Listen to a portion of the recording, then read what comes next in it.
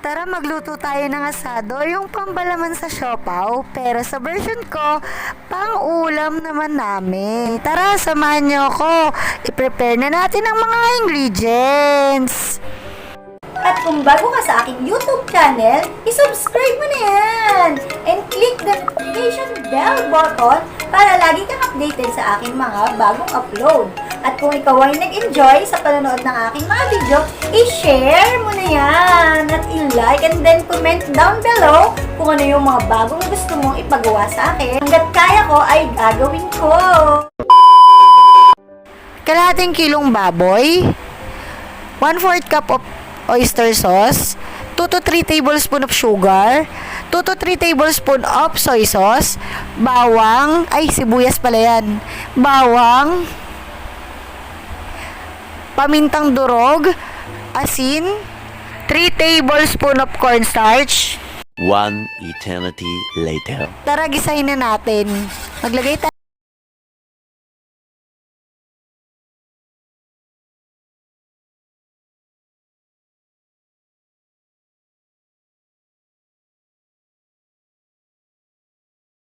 ang ating sibuyas.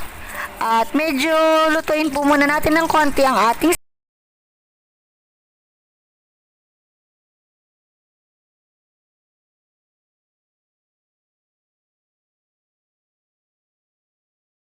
ang ating bawang.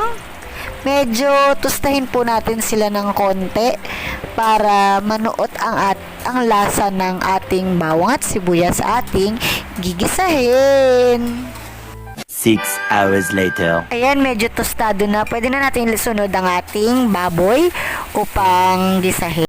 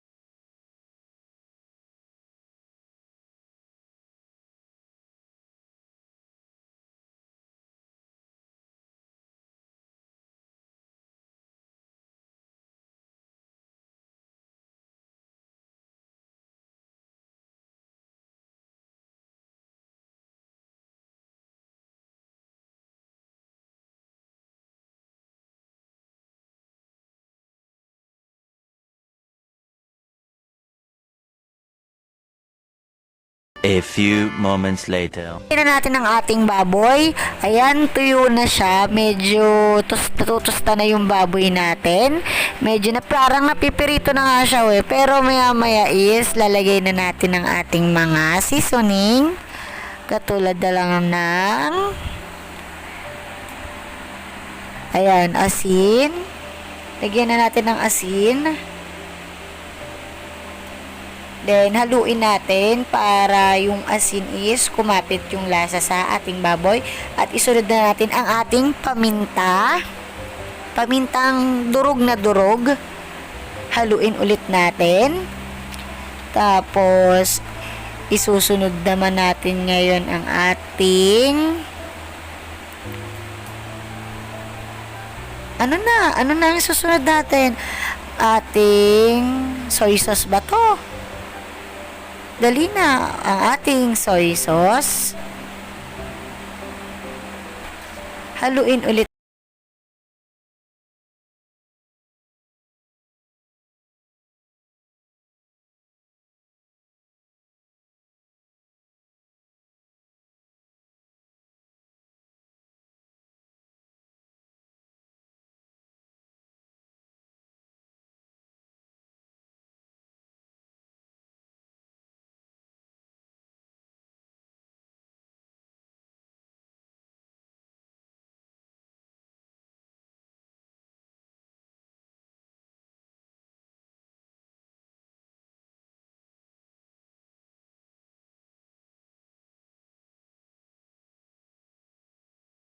$2,000 years later. Tunawin ng cornstarch.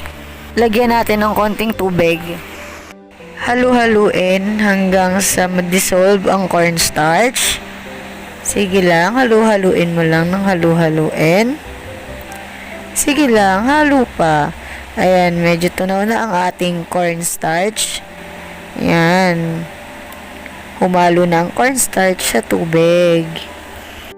20 minutes later.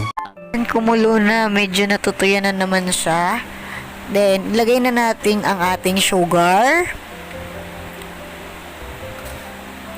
Haluin lang po ulit natin hanggang sa mapailalim ang ating sugar at ma-dissolve. Isunod na po natin ang ating konting tubig po ulit kasi dahil natuyan na siya, dahil na pagkakakulo, lagyan po natin ulit ng konting tubig at halu-haluin po. Medyo pakukuluin po ulit natin siya dahil nga po dinagdagan po ulit natin ng konting tubig. Hindi ko napansin, nakat pala yung record. Hindi ko nakuhanan yung binuhos yung tinunaw na cornstarch. Pero nailagay na natin yung tinunaw na cornstarch after.